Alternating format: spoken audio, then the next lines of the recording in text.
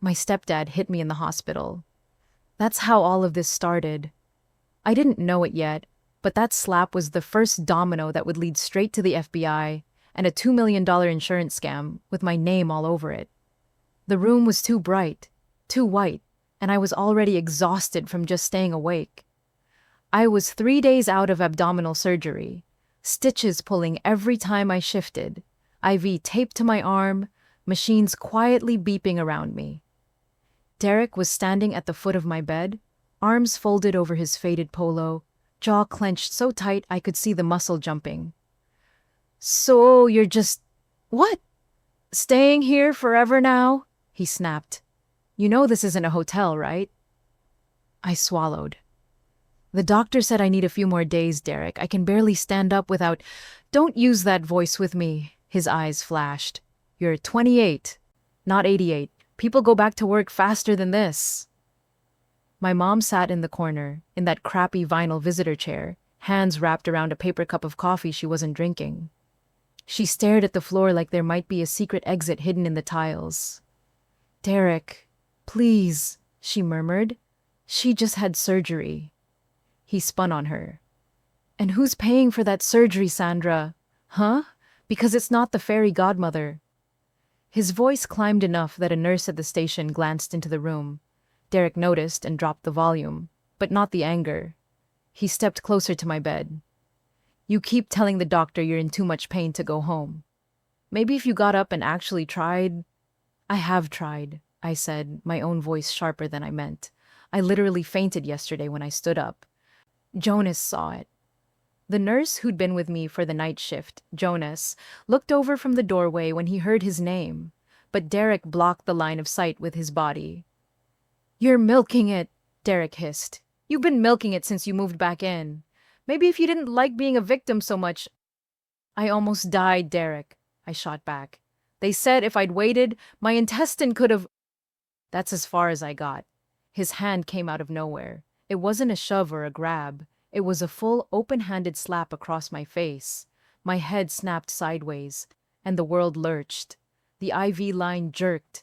Pain exploded through my stomach like someone had ripped the stitches out by hand. The next second, I wasn't in the bed anymore. I was half off it, half on the floor, cheek pressed to cold tile, breath knocked out of me. The monitor beside me went crazy, beeping like I was flatlining even though my heart was pounding like a drum. I could taste blood. For a second, everything sounded muffled, like I was underwater. Then the sound slammed back in all at once. My mom gasping, a nurse shouting, the squeak of rubber soles rushing toward me. "Sir, step back!" Jonas's voice cut through the chaos. "You need to step away from her right now." She slipped," Derek barked, hands up like he was the victim. "I was trying to help her sit up. She lost her balance. Is that what you're going with?" I croaked, still on my side, hand over my stomach. Jonas knelt by me, his face tight but calm, checking my incision, checking my pupils. "Layla, can you tell me where the pain is? Did you hit your head?" "She's fine," Derek snapped. "She's dramatic, that's all. She's been playing this up since—" Two more nurses appeared. Then security. A stocky guard in a too small uniform planted himself between Derek and the bed. "Sir, I'm going to have to ask you to step into the hallway," the guard said. "We need to examine the patient." Derek's face did that thing it always did when he realized other people were watching. Like someone flipped a switch. The anger smoothed out into concern so quickly it made my stomach turn. "I'm just worried about her," he said, softer now. "She's been emotional, post-op, you know how it is." The guard didn't move. "Hallway, sir." For a few minutes, it was just nurses around me, lifting me back onto the bed, adjusting my IV, checking the bandage over the incision. My mom hovered uselessly near the curtain, eyes shiny, whispering, "Are you okay, baby? I'm so sorry." "I'm so sorry." I wasn't sure if she meant for the slap, the hospital, or the last 3 years. When the rush settled, Jonas lowered his voice. "Layla," he said, "I have to document what just happened. And I need to ask you something. Do you feel safe going home with him?" I stared at the ceiling. The easy answer, the one I'd been using for years, was right there on my tongue. Yes, I'm fine. He just loses his temper. It's not that bad. Instead, I heard myself say, I don't know. And that was the truth. For the first time, I wasn't sure. Jonas nodded like he'd expected that. Okay, I'm going to flag this, he said gently. Someone from social services will probably want to talk to you. You don't have to decide anything today. But what he did? That's not normal stress. He walked out to the hallway. I heard his tone change, more formal now as he spoke to Derek and the guard. I couldn't make out every word, just bits. Physical contact, patient reports, incident documented. Derek's voice, low and dangerous, making a big deal out of nothing. You don't know our family. They moved a little farther down the hall.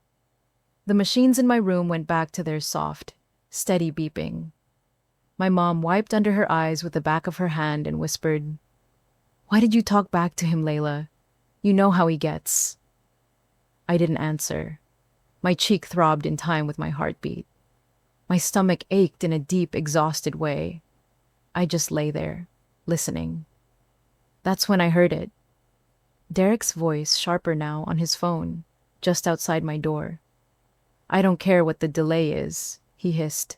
"You said once she signs, the payout is guaranteed. I'm not sitting on this any longer because some nurse thinks she's a victim. You told me this policy would pay out." My skin went cold. Payout. Policy. He couldn't be talking about car insurance. Not in that tone. Jonas came back in a minute later and pretended not to notice how wide my eyes were. "Try to get some rest," he said quietly. "And if you remember anything you want to tell me, you just press that call button, okay?" I nodded, but rest wasn't happening. I lay there in that too-bright room, cheek still burning from Derek's hand, listening to the distant hum of hospital life and the echo of one word in my head: payout. I had no idea yet just how much money he was talking about. Or that somewhere, on paper, my life and my mother's were worth $2 million to the man who just hit me. If you'd told me 3 years earlier that my stepdad would end up being the guy the FBI dragged out in handcuffs, I would have laughed. Back then, he was just Derek from Group, the man who made my mom smile again. We met him at a grief support group the year after my dad died. I went with my mom to the first few sessions because I didn't want her sitting in a circle crying with strangers. Derek was already there when we walked in. Clean shirt, decent jeans, that kind of "I'm holding it together" look people wear when they're one bad day away from losing it. He was funny. I hated that about him. He'd crack these small, harmless jokes that made my mom's shoulders relax for the first time in months. He'd refill the coffee, carry chairs, listen to everyone's stories like they actually mattered. He said he worked in financial consulting, which could mean anything from accountant to guy who sells crypto over WhatsApp, but my mom was impressed. "I like him," she whispered in the car one night. "He seems steady." Steady. That was the word. After a few weeks, Derek started showing up outside of Group.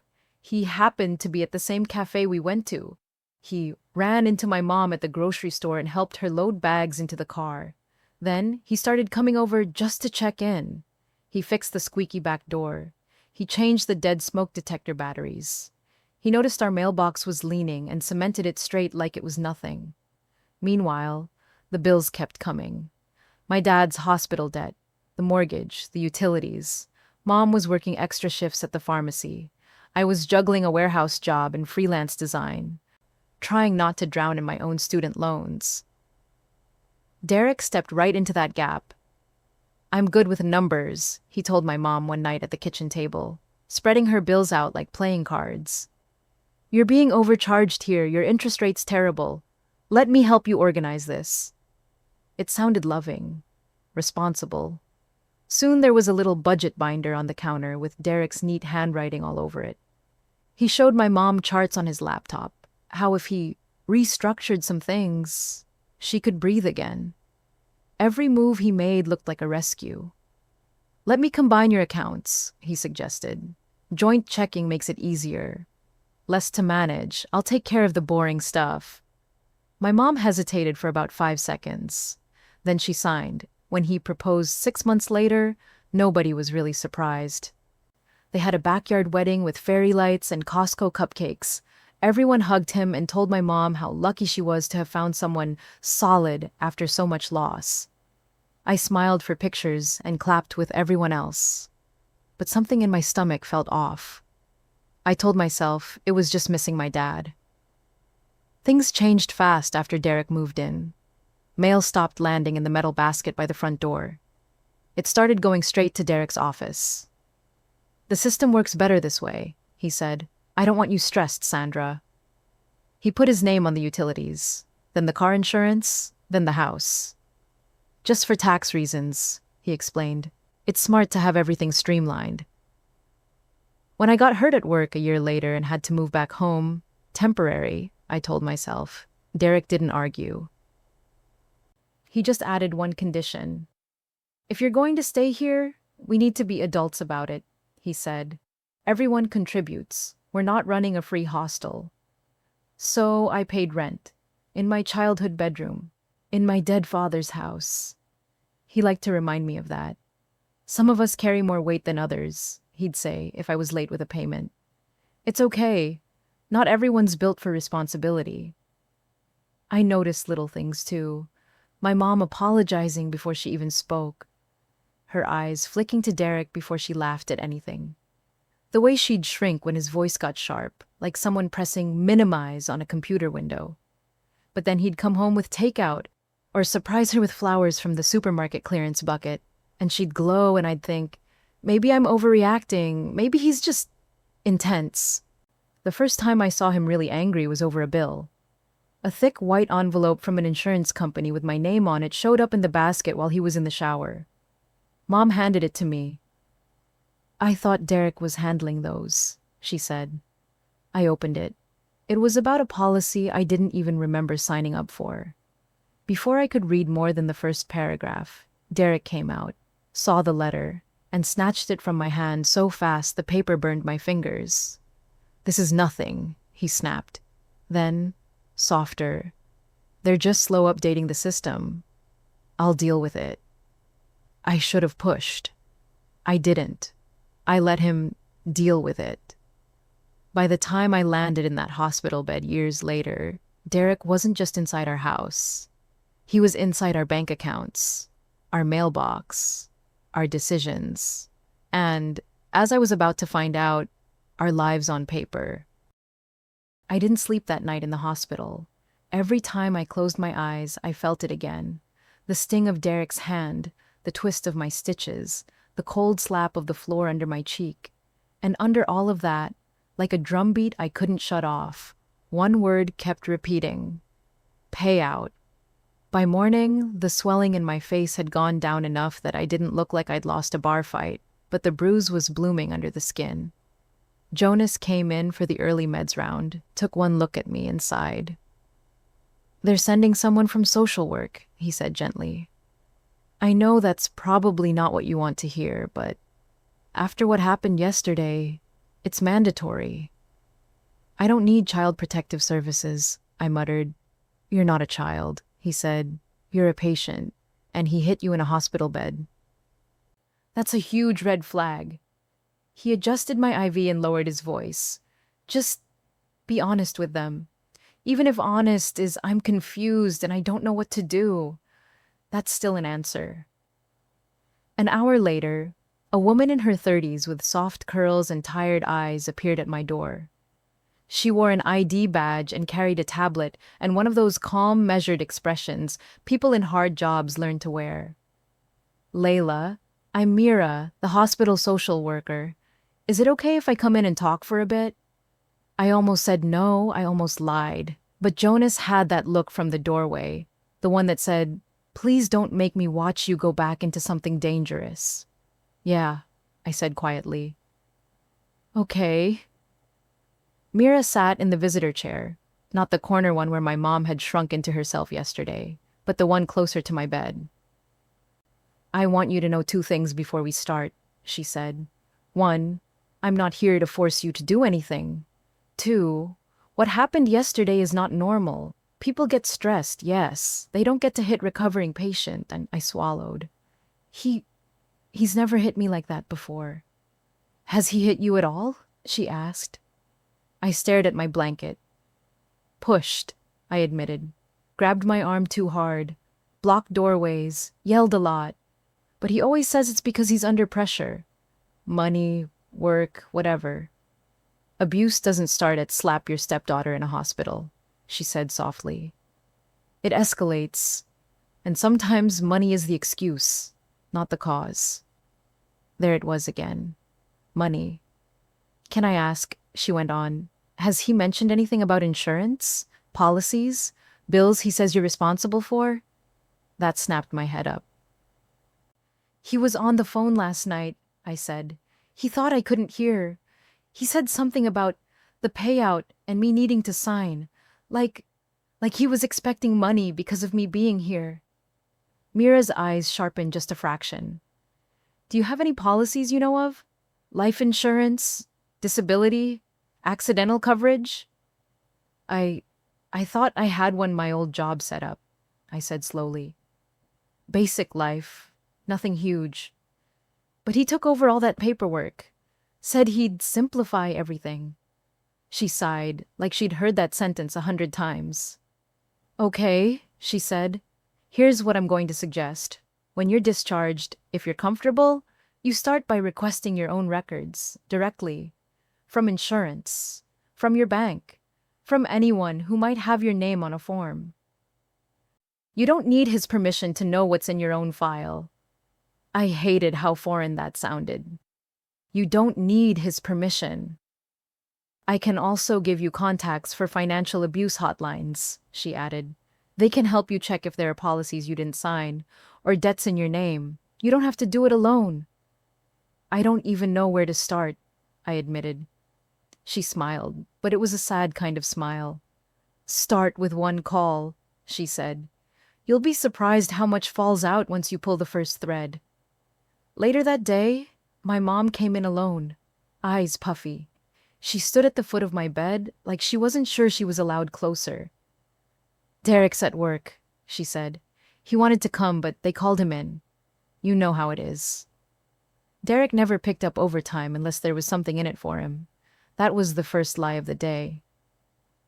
I talked to a social worker, I said. Mom winced, like I'd said, I called the police. They have to follow protocol, she said quickly. He's just under pressure. The bills, the house, your surgery. Mom, I cut in. He hit me. Her eyes filled instantly. I know, baby. And it was wrong. He knows it too. He feels terrible. I wondered if he felt terrible before or after complaining about his delayed payout. Has he made you sign anything lately? I asked. Forms, consents, insurance stuff? She hesitated just long enough to answer my question. There were some documents, she admitted. He said they were just updates since you're living at home again. And some travel insurance, in case we ever go away. Can I see them? He keeps the files in his office, she said. You know that. He doesn't like it when we move things around. Exactly. That was the problem. 2 days later, I was discharged with a sack of meds, a list of instructions, and a dull ache where my appendix used to be. Jonas wheeled me to the exit. If anything feels off, you come back, he said. And I don't just mean physically. Thank you, I said. I meant for the chart note, the social worker, the hand on my shoulder when I was shaking last night. All of it. At home, everything felt the same. That was the scary part. The same beige walls, the same ticking kitchen clock, the same smell of coffee and lemon cleaner. Derek's shoes by the door. His keys in the bowl, his voice somewhere down the hall on speakerphone, talking too loudly. She's out now, he was saying. Yeah, took longer than they said, but it's done. I just need the paperwork processed. You told me once she signs, it's locked in. I froze. He walked into the living room a second later, saw me, and transformed on the spot. There she is, he boomed, arms open wide. Our little fighter, how's my girl? I flinched before I could stop myself. His smile tightened. We're not doing that, he said under his breath. We're not going to be dramatic about a misunderstanding. A misunderstanding doesn't leave fingerprints, I said quietly. His jaw clenched, then released. Your mother made soup, he said instead, voice bright. You need to keep your strength up. Hospital food is garbage. The rest of the evening passed in a weird, fake normal blur. Mom fussed, Derek watched the news, made comments about useless government spending, and pretended not to be watching me every time I shifted in my seat. Later, when they went to bed, the house finally exhaled. I didn't. Instead of going to my old room, I slipped into the kitchen. The small nightlight over the stove threw just enough glow for me to see without turning anything on. Derek's office door was at the end of the hall, locked, as always. But he didn't lock everything. On the counter, half covered by a stack of takeaway menus, was a manila folder with my name written across the front in his neat, blocky handwriting. Layla, policy. My heart hammered so loud I was sure it would wake the whole street. I opened it. Inside were copies of forms, lots of them. Life insurance applications, accidental death riders, something about loss of income protection. Every line had my name, my social security number, my birth date, and on every single one, the beneficiary was the same. Primary beneficiary, Derek Lawson. I flipped through page after page. Some had my signature. I remembered signing a couple, back when he'd brought a stack of safety net forms to the kitchen, and said, just in case something ever happens, we should all be protected. Your dad didn't plan. Look what that did to your mom. But others, the handwriting looked like mine, but not quite. The loops were too tight. The spacing was wrong. On a couple, my last name slanted upward when mine always tilted down. He'd traced me, or copied me, or had someone do it. At the back of the folder was a summary page from one of the insurers. Total coverage amount if the insured passes, $750,000. Insured, Layla Grant. Beneficiary, Derek Lawson. I sank into a chair before my knees gave out. This wasn't just money stress. This wasn't just a guy who hated paying hospital bills. Derek had literally put a price tag on my life. And judging by the empty slots on the summary, the ones labeled additional riders and secondary policies, this folder wasn't even the whole story. Mira's voice came back to me. Start with one call. I pulled my phone out with shaking hands and took pictures of every single page in that folder. Front, back, policy numbers, company logos. Then I did something Derek had never planned for. I opened a browser, went to one of the insurer's websites, and clicked the tiny link at the very bottom of the page. Report suspected fraud. I didn't know yet that that click would light up screens in an office miles away, or that a certain investigator had been waiting for Derek's name to appear again. All I knew was that I was done being a walking payout. The fraud website said, "Thank you. Someone will contact you if more information is needed." I figured that meant never. You know how it is. You report stuff online and it feels like shouting into a void. I half expected Derek to outlive us all and spend my imaginary payout on custom bowling balls. Instead, they called back. 2 days later, I was shuffling from the couch to the bathroom, holding my stomach like it might fall out, when my phone buzzed with an unknown number. Hello? Is this Layla Grant? A calm voice asked. Yes. This is Special Agent Elena Rivera with the Federal Bureau of Investigation. I actually sat down on the floor. What? The FBI, she repeated, like she knew how ridiculous that sounded in a Tuesday afternoon in my hallway. You submitted an online report regarding insurance policies under your name. I'd like to ask you a few questions about someone named Derek Lawson. My mouth went dry. Is this real? I asked, because if this is a prank, it's very committed. On the other end, I heard the tiniest smile in her voice. It's real, Ms. Grant, and to answer the question you're not asking out loud, yes, we already know who Derek is. That sent a chill straight through me. What do you mean? We've been watching financial activity connected to him for a while, she said. Small claims, personal policies, accidents that didn't quite add up. Nothing individually big enough to move fast on. But your report? That changes the picture. I looked toward the closed bedroom door where Derek was snoring, TV still on. My mom had gone in for an evening shift. It was just me and him in the house. I can't talk long, I whispered. He's home. I understand, she said. I won't keep you. I just need a yes or no for now. Are you safe? My instinct was to say, sure, fine, totally safe, like always. Instead, I said, not really. Her tone didn't change, but something in it sharpened. Okay, then we take this seriously. She asked simple questions. Do you live with him? Yes. Does he control the finances? Mostly yes. Has he ever asked you to sign documents you didn't understand? Absolutely. Has he ever mentioned you being worth more to him some other way? I swallowed hard. Yes. By the time we hung up, my hands were shaking. Last thing, she said. I'm going to give you a secure email and a direct number. Any documents you can access, any photos, voice recordings, anything at all you can collect safely. Send them. Don't confront him. Don't hint. Just observe and document. Can you do that? I thought about Jonas, about Mira, about the slap in the hospital. Yeah, I said, I can do that. Once you decide you're done being scared, it's weird what you start noticing. I started recording audio on my phone whenever Derek was in full rant mode. I'd set it face down on the table, hit record, and let him talk. He talked a lot. About money, about idiot adjusters, about how you'd think after all the premiums I pay, they'd process one stupid claim on time. One night, I watched him stir something into my mom's tea from a dark little bottle. What's that? I asked casually. Her supplements, he said. Doctor's orders. You wouldn't understand. You skipped the appointment. I smiled, like I believed him.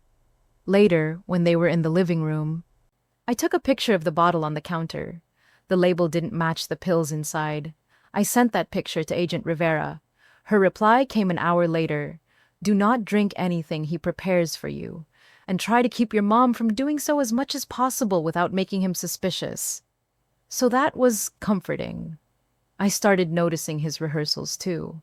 I'd wake up in the middle of the night to use the bathroom and hear Derek in the guest room, the one he'd turned into an office, practicing being sad.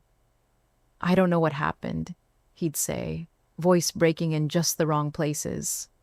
She was fine, and then suddenly she clutched her chest and I did everything I could. She was like a daughter to me. Silence. Then he'd try again, adding a sniffle, a little choked laugh. She was the light of our lives. I can't believe she's gone. She had her whole future in front of her. I stood in the dark hallway one night, recording through the cracked door, while he rehearsed my eulogy for an audience that didn't exist yet. If that doesn't wake you up, nothing will. I emailed the audio file to Rivera with the subject line. Is this enough crazy for you yet? She called the next day. Layla, you're doing exactly what we need, she said. But I'm going to be honest with you. This is bigger than just one policy. How big is bigger? I asked. She exhaled slowly. With what we're seeing now, if all of these claims are what we think they are, he's tried to position himself for about $2 million in potential payouts over the last few years. Some paid, most attempted. I pressed my fingers into my forehead until it hurt. 2 million? I repeated. Yes, she said. Not all on you, some on your mother, some on previous partners, some on what he calls investment clients. What does that even mean? People who trusted him with their money the way your mother trusted him, she said quietly. We're in touch with some of them. A lot of folks have been embarrassed to come forward. Your report helped link the patterns. There was a pause. Layla, she went on, I know this is terrifying, but I need you to hear something. You and your mom are not stupid. You are not weak. People like Derek are very, very good at what they do. We exist because of people like him. I blinked hard. They're not just mad about the fraud, are they? I asked. You're worried he might actually try something. We can't prove intent yet, she said carefully. But the combination of physical aggression, financial dependence, and certain health routines is concerning. You don't say. Life at home became a split screen. On one side, Derek as usual, complaining about gas prices, barking at the TV, making snide comments about my extended vacation. On the other side, me, quietly collecting evidence. Every time he shoved a paper in front of my mom, I snapped a picture when he turned his back. Every time he mentioned our coverage, or options if something happens, I wrote down the wording right after. Some of it was darkly ridiculous. He spent an entire Saturday practicing wiping imaginary tears with the heel of his hand in the bathroom mirror. Too much? He asked his reflection. No, that looks real, that's good. Remember to say, she didn't deserve this. People eat that up. I sent that video to Rivera too. Her reply was short this time. We're moving faster. Stay close to your mom. Don't go anywhere with him alone. The tension finally snapped one evening when he brought home a glossy cruise brochure and slapped it on the table like he'd just solved all our problems. Look at this, he said. 2 weeks in the Caribbean. Sun. Fresh air. It'll do your mother wonders. Mom's eyes lit up for half a second before the worry kicked back in. Derek, we can't afford a cruise, she said. Not with the medical bills. The house. Oh, would you relax? He cut in. We have coverage, and I've made some smart moves lately. We deserve this, after everything we've been through with Layla. He said my name like I was a particularly expensive leak in the ceiling. When would this be? I asked. Soon, he said. In a month. Maybe 6 weeks. I've already started the paperwork. We just need a couple more signatures and some health forms. Formalities. I sent a photo of the brochure to Rivera under the table. Her response came back in seconds this time. Do not let them go on that cruise. We'll be in touch very soon. I was starting to realize very soon meant they were getting close to something.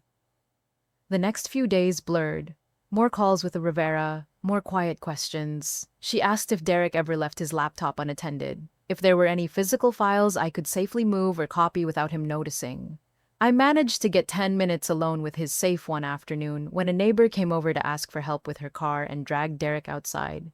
Inside the safe, cash, obviously. Some jewelry, a fake Rolex that thought it was convincing. And under that, neatly stacked and paper-clipped, were policies. Not just on me, on my mother, on 3 names I didn't recognize. All women. I didn't have time to read everything. I did what I could. Click, click, click, photo after photo until my storage warning popped up.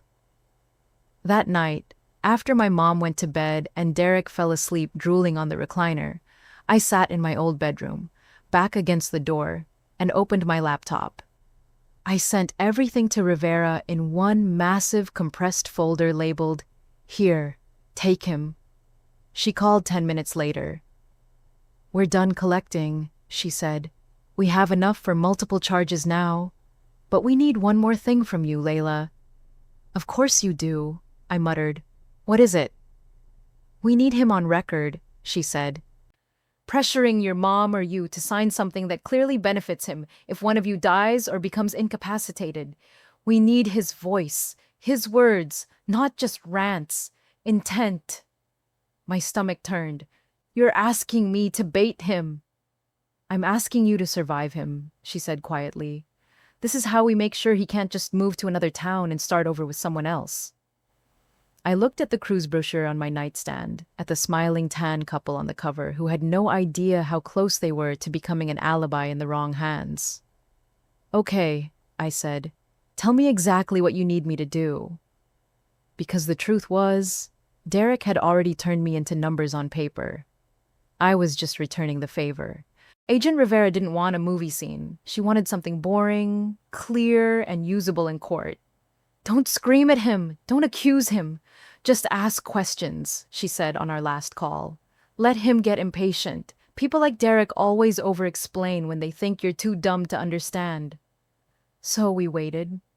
We didn't have to wait long.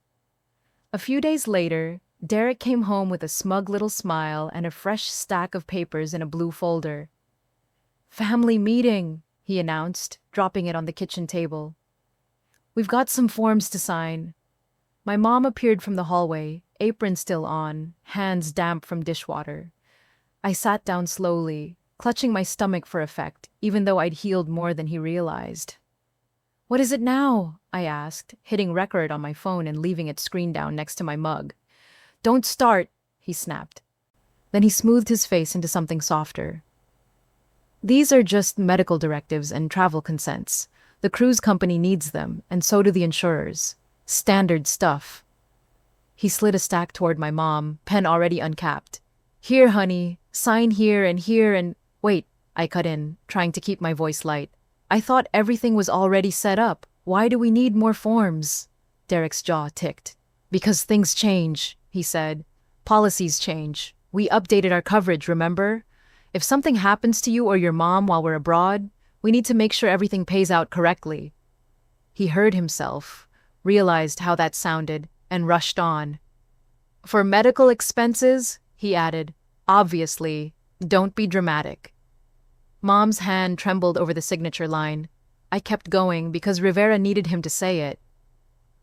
So, if something happens to us, I said slowly, who does it pay out to? He stared at me like I'd asked what 2 + 2 was. Me, he said. I'm the head of the household. I handle the finances. That's how it works, Layla. It's all in the paperwork I've been killing myself to manage. And if something happens to you? I asked. He rolled his eyes. Then it's divided. Some to your mom, some to the estate. Can we move this along? The notary's waiting on the updated forms. I tapped the paper with my finger. How much, exactly? I asked. Like, what are we worth on paper?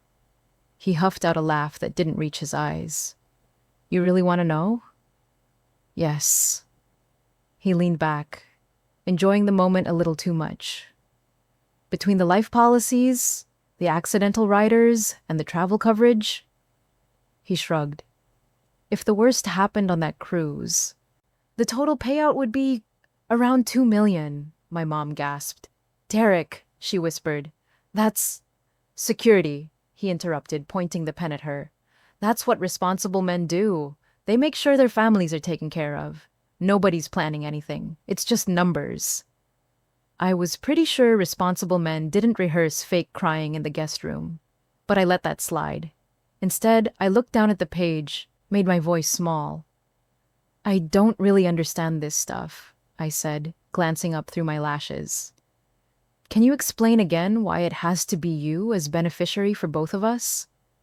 He sighed dramatically, like I'd asked him to recite the alphabet. Because if you start naming 10 different people, it complicates the claim, he said. One person gets the check, and that person takes care of everyone else. That's me. That's my role. It's not rocket science. In my pocket, my phone captured every word. He pushed the pen toward my mom again, impatient now. Sign, he said. We don't have all day. The effective date is next week. If you don't, the coverage lapses and we lose everything. That's hundreds of thousands down the drain. My mom's hand shook harder. I don't feel right, she whispered. Maybe we should have someone else look at this. Derek's face darkened. Someone else? He repeated. Who exactly? Your daughter who can't even keep a job without blowing out her back? Some internet blog? I'm the only one doing the work here. That's when there was a knock at the door. 3 short, firm knocks. For a second, Derek froze. Then he forced a smile. That'll be the notary, he said, pushing his chair back. See? I told you I have everything under control. He swung open the door. It wasn't a notary. It was two local officers in uniform, an older woman in a blazer with a badge on her belt, and behind them, Agent Rivera. "Derek Lawson?" she asked. He blinked. "Yeah, can I help you?" She held up a folder. "I'm Special Agent Elena Rivera with the FBI," she said. "We have a warrant to search the premises and a separate warrant for your arrest on charges of mail fraud, wire fraud, identity theft, and insurance fraud." The color drained from his face so fast it was almost funny. "There has to be a mistake," he sputtered. I don't, Sandra, say something." My mom just stood there, clutching the back of a chair like it was the only thing holding her up. "This is our home," he tried again, louder now, switching to his audience voice. "There are better ways to handle a misunderstanding. I've been under a lot of stress." Rivera didn't even blink. "We also have documentation suggesting attempted exploitation and potential harm of current household members," she added calmly. "You can discuss that with your attorney." The male officer stepped forward. "Turn around and place your hands behind your back, sir." Derek looked past them, straight at me. "You did this," he spat. I held his gaze. "You slapped me in a hospital bed," I said quietly. "You did this." They cuffed him right there in our doorway. Neighbors came out onto their porches, pretending they were just checking the weather. Someone across the street held up a phone, already recording. For once, Derek didn't have a speech ready. He tried to twist, to pull, to start some kind of dramatic scene. But the officers moved with practiced boredom. To them, he wasn't a mastermind. He was just another file. Rivera came into the kitchen while other agents fanned out, opening drawers, bagging files, tagging the safe. "Are you both okay?" she asked. My mom nodded, then shook her head, then sat down suddenly and burst into tears. Rivera put a hand on her shoulder. "He's going to fight," Rivera said. "They always do, but what you gave us, emails, policies, recordings, that stunt he just pulled with the signatures, that's more than enough to expose the pattern. You did exactly what you needed to do." Did he hurt other people?" my mom asked, voice small. Rivera hesitated, then answered honestly. "Some financially, some physically, some both," she said. "But now, they have a chance at justice too." The next few weeks were surreal. The story hit the local news first. FBI exposes $2 insurance scam. Local man charged in multi-state fraud case. They replayed the same clip over and over. Derek in handcuffs, hair sticking up, mouth half open like he was mid-excuse. You could see our front porch in the background, the welcome mat crooked. Reporters dug up everything. His investment clients who'd given him savings for sure-thing policies that didn't exist. Ex-girlfriends who'd been pushed to sign emergency forms. 2 women in other states who'd had mysterious health problems while covered under policies he controlled. One of them, a woman in her 50s from another state, reached out to us through the victim coordinator. We spoke on video one night, all 3 of us on screen. Me, my mom, and this stranger who somehow knew our exact story. "He had policies on me too," she said. "I always thought that I was being paranoid, thinking he was waiting for me to drop. Hearing your story, I feel less crazy." My mom's health started improving just from being off Derek's supplements. Her color came back, her brain fog lifted. The new doctor we found shook his head looking over her labs. "These dosages are insane," he said. "Whoever advised this either didn't know what they were doing or knew exactly what they were doing." We submitted those bottles as evidence too. Derek's lawyer tried the usual defenses. He was misunderstood. He was just bad with paperwork. He'd never meant to hurt anyone. But it's hard to argue misunderstanding when your own client is on tape explaining that his stepdaughter is worth more on paper and complaining that a nurse is delaying his payout. The prosecutors laid it all out. The fake signatures, the overlapping policies, the recycled excuses, the pattern of sick women, and conveniently timed coverage. They showed charts with numbers that didn't care how charming he'd been at a grief group. I didn't go to every hearing. I went to the one that mattered. the day he took a plea deal instead of risking trial. He glanced back once, scanning the benches like he was hoping someone would still be in his corner. Nobody was. Not the neighbors, not his clients, not the woman who'd once called him steady and safe. He took the deal. Years in prison, restitution to victims. A permanent record that would follow him farther than any U-Haul ever had. On the way out of the courthouse, Mom squeezed my hand. I kept thinking, if I just tried harder, if I was sweeter, calmer, quieter, he'd be less angry, she said. I never realized how much of it was about money on paper, not people in front of him. That's his sickness, I said, not yours. Life after Derek wasn't magically easy. The debt didn't vanish overnight. The house still creaked. Some nights I still woke up hearing his voice and had to remind myself he wasn't down the hall, but the air felt lighter. We changed the locks, we repainted his office, and turned it into a reading room. We shredded anything with his handwriting on it that we didn't legally have to keep. I started going to a local support group, not for grief this time, but for financial and domestic abuse survivors. Eventually, they asked if I'd be willing to share my story with newcomers. The first time I stood up in that circle, I almost laughed. My stepdad hit me in the hospital, I started. That was the part everyone understood. Bruises are easy. The hard part was explaining how the real damage was happening quietly, in forms and policies, and signatures I didn't even remember giving. Heads nodded around the room. After the meeting, a woman about my age came up to me, eyes shiny. My boyfriend handles all our bills, she said. He's never hit me, but he gets weird when I ask questions. Do you think that's something? If you're asking, I told her, it's something. If Derek hadn't lost control that day, he might never have ended up on the FBI's radar with me involved. He might have kept smiling, kept stirring vitamins into my mom's tea, kept filing policies in my name, and I might have kept calling it stress.